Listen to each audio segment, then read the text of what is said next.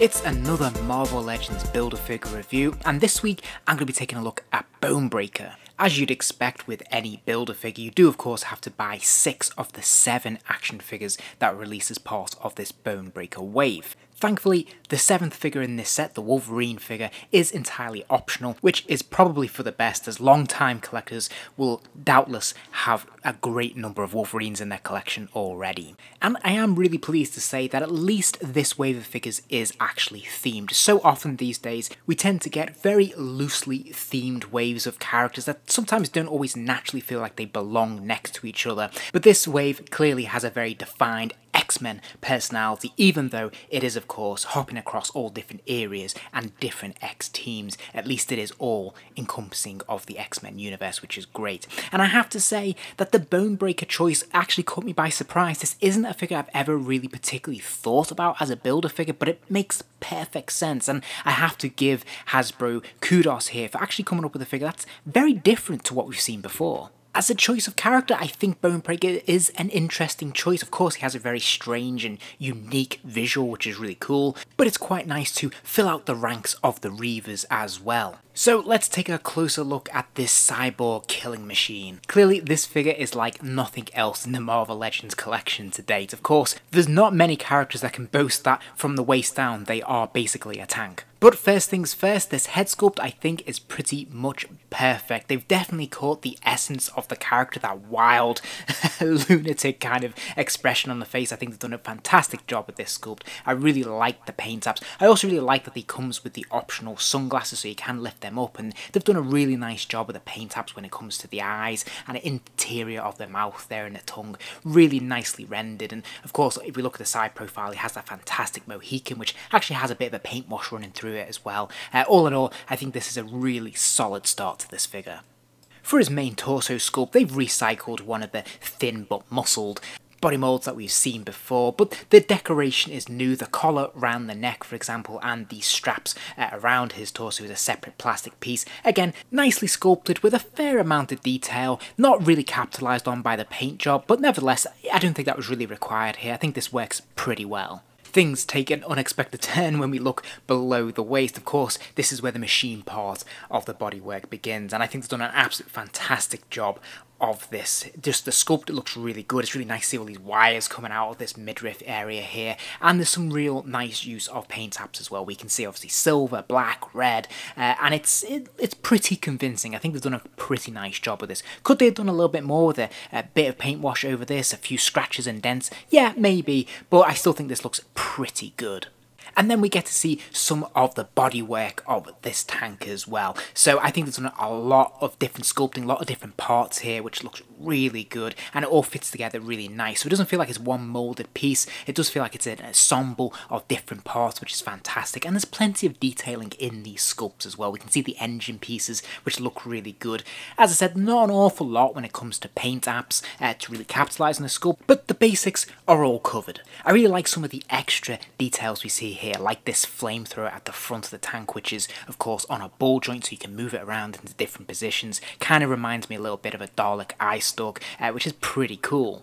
And at the back of the tank there is the option to add these barrels, which presumably control oil or gas or whatever it is that powers this machine. And these are very nicely sculpted. We can see lots of little dents and scratches on them, which is great. Again, not much in the way of paint apps, but they look the part really well, and I really like that this is optional, that you can remove these, and there are peg holes to stick them on, which is fantastic.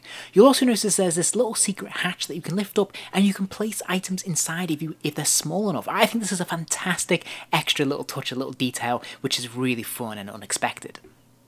And then finally, we have the tyre tracks. They've done a nice job in terms of the sculpt, and you can actually see there's some decent attempts to apply some paint apps here. A little bit of splash of grey metal here and there to give that effect of the gears turning or being scratched or worn over time. And we can see little splashes around the front of the tank underneath the headlamps there as well, again, just to create that sense of being worn, which is really nice. I wish we'd seen a bit more of this throughout the rest of the body of the tank.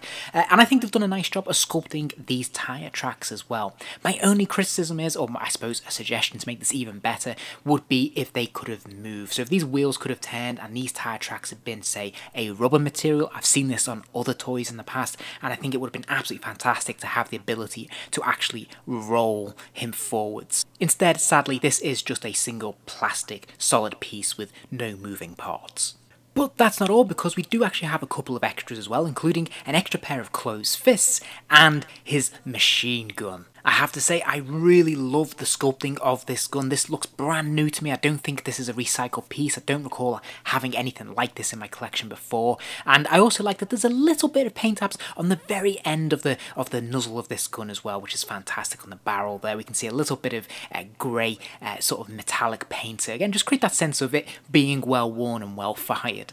And as you can see here, he has no problem whatsoever gripping this gun. Despite it being quite a thick handle, his finger is still able to rest squarely on the trigger finger, and this is a very snug fit and looks pretty cool. So, in terms of articulation, well, at the head there is a ball joint, so his head can look up and down, it can spin all the way around, and of course it can lean left and right as well. The only hindrance is from this plastic collar, but actually it is fairly flexible even with the collar, and the collar does move. You could take it off if you wanted to as well, so this is pretty successful. There's also ball joints in the shoulders, so his arms kick right up and right out. There's no hindrance here whatsoever, which is great. There's a complementary bicep swivel, there's a double jointed elbow, and then there's a pin swivel at the wrist as well. So of course that wrist can rotate 360 degrees. And then there is a swivel at the waist as well, allowing the figure to rotate all the way around. And there's also an ab crunch, meaning that this figure can bend forwards and backwards a pretty healthy distance. So that is where the articulation ends. The rest of it is just pure tank. To give you a sense of scale, here he is standing next to fellow Reaver Lady Deathstrike, and as you can see, he still manages to be ever so slightly taller than Lady Deathstrike, which is pretty cool. And here he is next to a Wolverine figure. Now, admittedly, this is the animated series Wolverine, but in terms of scope and scale and the size of this figure, it's pretty consistent with any other recent Wolverine figure you may own in your collection.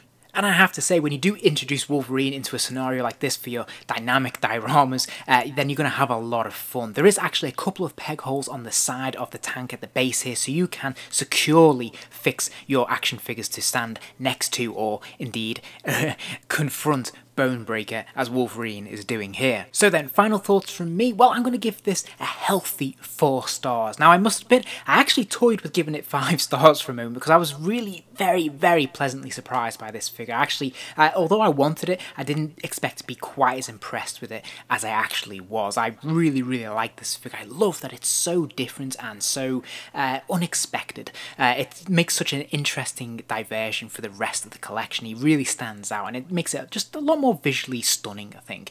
So I have to say, I really like this figure a lot. Why did I lose the star? I think just mainly because I wish the tyres would have been able to move if they'd been made of that rubber, as I mentioned earlier. That would have been a really cool element, and maybe they've just enhanced this fantastic sculpt with just a little bit more paint apps, and that really would have just pushed this over the top and made this extra special. But other than that, I have to say, I don't really have any criticism. I really like this figure. I can't oversell that enough, and I have to say I wasn't expecting it. I think they've done a tremendous job. I'm really glad to have him in the collection. I found myself going back to him all week, either side of this review, which is brilliant. That's always a really good sign. There's just something very appealing about him. Now, in terms of building him and is he worth the money, well, again, that always comes down to whether you want the other figures in this wave. I think if you're a big X-Men fan and have a long love of the history of the X-Men in all their various forms and incarnations across the years, then I think this is probably going to be an easy yes. On the other hand, if you're a more discerning X-Men fan and maybe you don't like all eras, like say the 90s for example, and you might be put off by characters like Maggot, or say you're not into the more recent stuff, so you might not particularly want a Darwin, or even you might not be an 80s fan, so you just might not be into Bonebreaker. It might not be an easy sell for you, in which case you're probably not going to be worried about collecting all the pieces to build Bonebreaker. But if you are a long-term fan, then this is probably going to be quite pleasing to you, and I think you're probably going to want to invest in this figure. If you have more mixed feelings, if you like Bonebreaker but you're not sure about some of the other characters, then you're probably just going to want to buy most of the figures in this wave and maybe pick up some of the individual parts elsewhere. If you enjoyed this video, please do give it a like, and remember to subscribe, as there'll be plenty more videos soon.